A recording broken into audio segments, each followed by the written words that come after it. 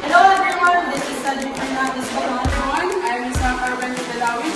My name is Mark Garza Francisco. Hello everyone, my name is Aidina Lucrecia Suara.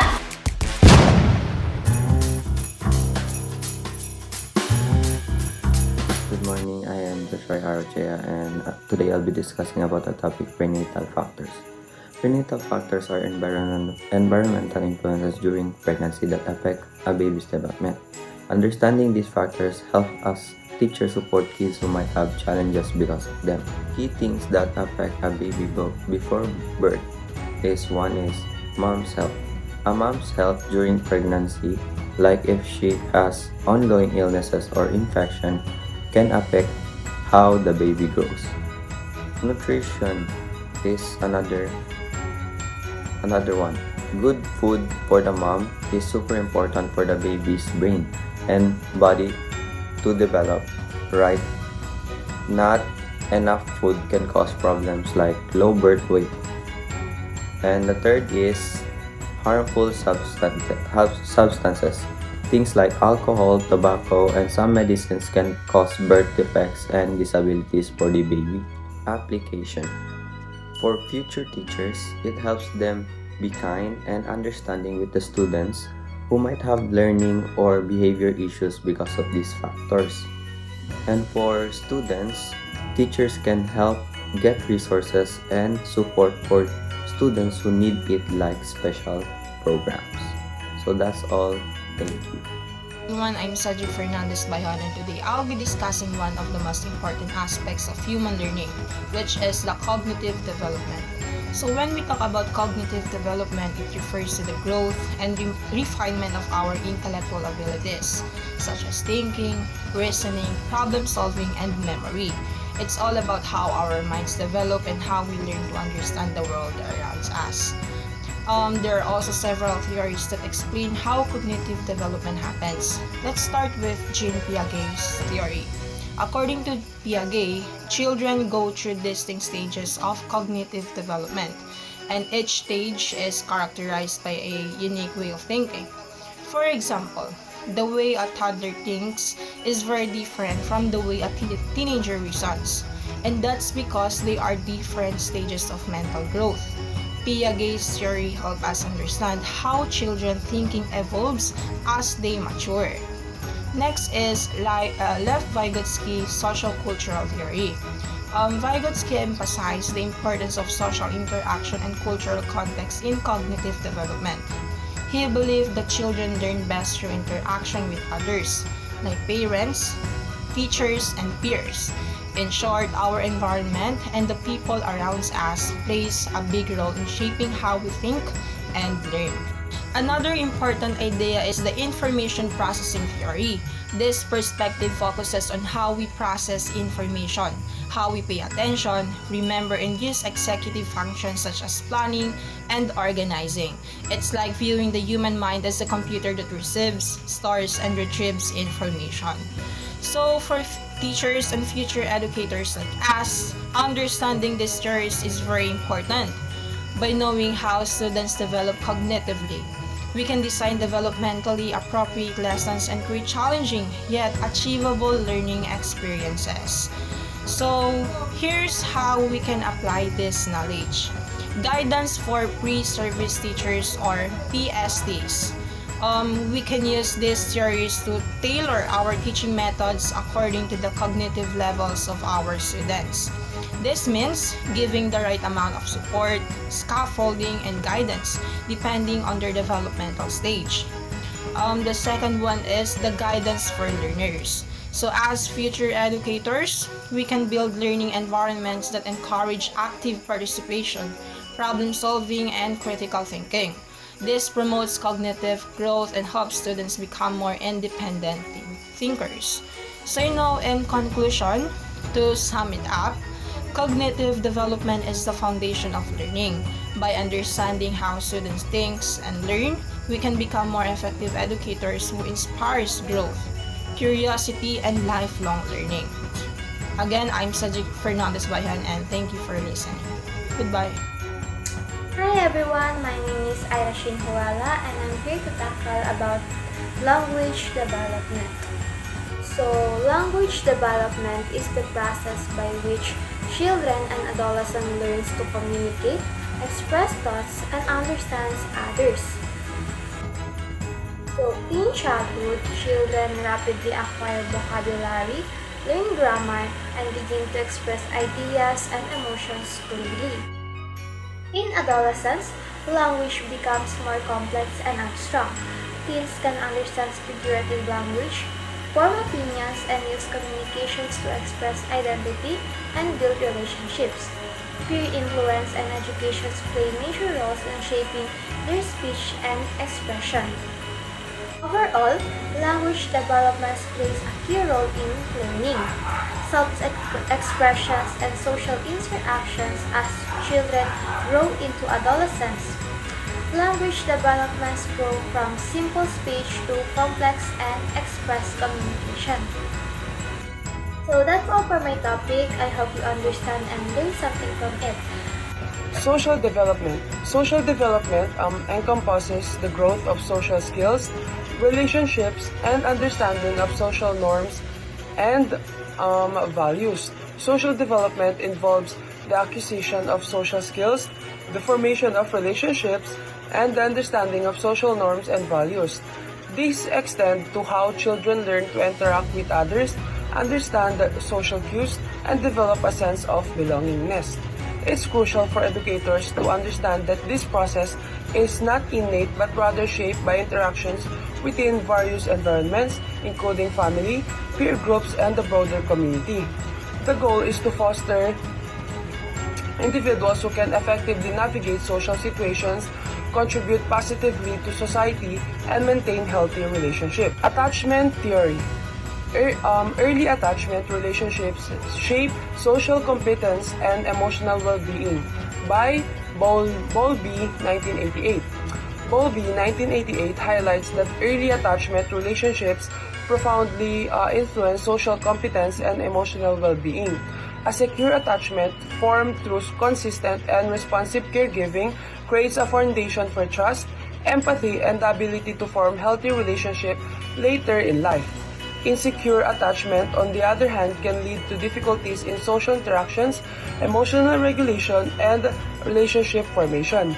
Educator must recognize the potential impact of early attachment experiences on students' social behavior and provide a supportive environment to help mitigate any negative effects. Peer relationships. Peer interactions influence social skills, identity formation, and social adjustment by Bowatsky et al. 1996. Bowatsky et al. 1996 emphasizes that interactions with peer are vital for developing social skills, forming identity, and achieving social adjustments. Through peer interaction, children learn cooperation, communication, and conflict resolution. These relationships also play a role in shaping self-esteem and social adaptation.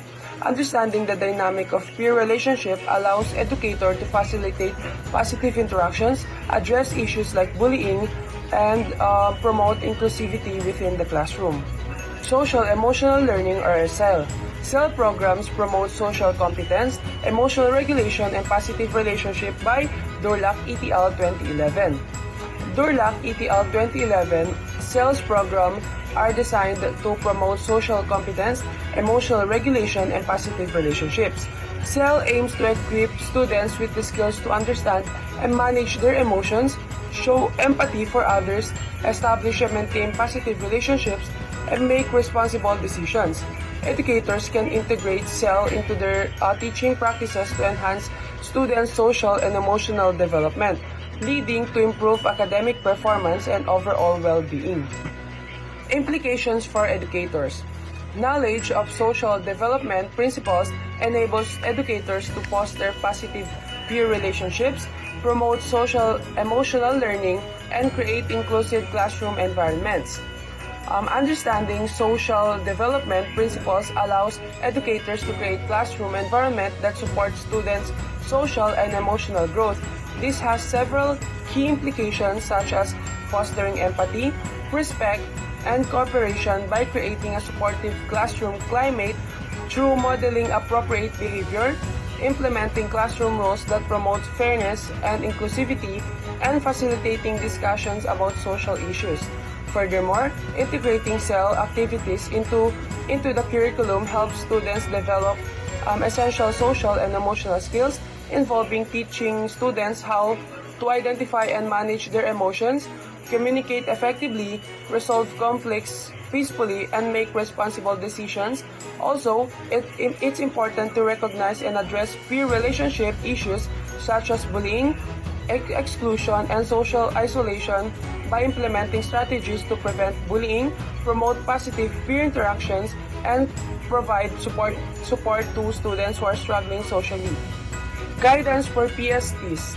PSTs can use this knowledge to create a positive and supportive classroom climate, promoting empathy, respect, and cooperation among students. This guidance emphasizes that pre-service teachers or PSTs are instrumental in shaping students' social development by fostering a positive environment where positive interactions and emotional well-being thrive, which entails establishing clear expectations for behavior, promoting a sense of belonging by celebrating diversity and using inclusive language, modeling positive behavior through respectful communication and conflict resolution, encouraging student voice by providing opportunities for sharing thoughts and experiences, and creating a safe space for emotional experiences. Additionally, PSTs should actively promote empathy by teaching a perspective taking through role-playing and storytelling, encouraging active listening skills, fostering kindness and compassion through community projects, and discussing emotional literacy to build self-awareness. Promoting respect also involves establishing classroom norms that value fairness and inclusivity, addressing bias and discrimination by challenging stereotypes, celebrating diversity through cultural activities, and modeling inclusive language. Finally, PSTs should promote cooperation by designing collaborative activities that requires teamwork, teaching conflict resolution skills for peaceful problem solving, and providing opportunities for teamwork through group projects and activities. Guidance for learners. Educators can implement CEL programs and activities to help students develop social skills, manage emotions, and build positive relationships. This guidance highlights the importance of educators proactively supporting students' social and emotional growth through structured programs and activities, meaning that implementing evidence-based CEL programs integrated into the curriculum can help students develop essential competencies, ensuring educators receive adequate training to facilitate these activities effectively. It also means helping students develop crucial social skills by teaching communications and collaboration techniques, promoting empathy through diverse perspectives, offering consistent opportunities for skill practice, and providing constructive feedback to enhance understanding and application. Additionally, educators should help students manage their emotions by promoting emotional literacy for recognizing feelings, teaching self-regulation skills like mindfulness and positive self-talk, creating calm-down corners for moments of overwhelm, and modeling healthy emotional expressions. Fostering positive relationship involves building a strong sense of community, encouraging positive interactions through peer support system, addressing conflict constructively to promote peaceful resolution, and promoting inclusive practices to ensure all students feel valued and respected, creating a comprehensive approach to support not only academic growth but also the overall well-being and social competence of the students. Good day everyone, my name is Mark Darren Francisco and I will be discussing about the emotional development. So first of all, what is emotional development? So emotional development refers to the growth of emotional understanding, expression, and regulation. So in simple terms, this means how people learn to understand their feelings, express them properly, and control them in different situations. Well, as a future educator, it is important for us to understand this because our emotion and our children's or students' emotion can affect how we teach and learn. When students can handle their emotion well, they are more likely to succeed both academically and socially. Let's move on to the key aspect of emotional development. So the first one we have emotional regulation. So learning to manage and regulate emotion is crucial for mental health and social functioning. That is according to Thompson 1994. So this means being able to control how we react to our feeling. For example, when a student feel angry or frustrated, emotional regulation helps them calm down instead of shouting or giving up. It is about finding ways to respond in a healthy and positive way. So as a future teacher, we also need to model emotional regulation.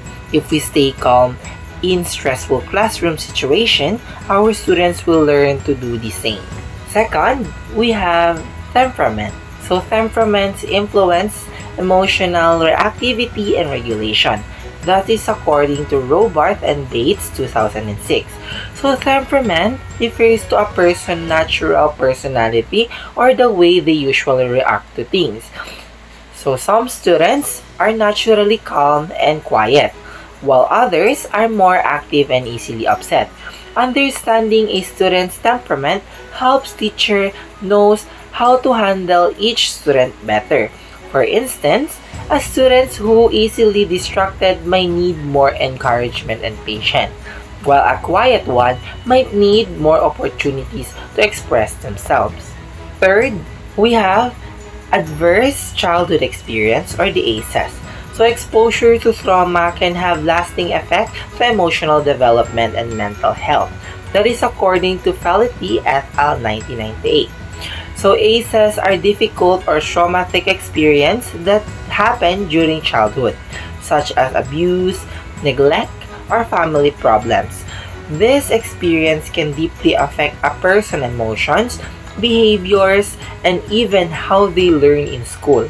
So as a future educators, we need to be sensitive to students who may have gone through such experience. Instead of judging them for misbehavior, we should understand that their action might be a result of trauma. Let's proceed to the implication for educators. So understanding emotional development helps educators create a supportive classroom environment, promotes emotional regulation skills, and implement trauma-informed practices. So this means teachers must be aware of how emotion influence learning. A supportive classroom is one where students feel safe, respected, and understood. Teachers should also include emotional lesson in their teaching, live helping students recognize and manage their emotions.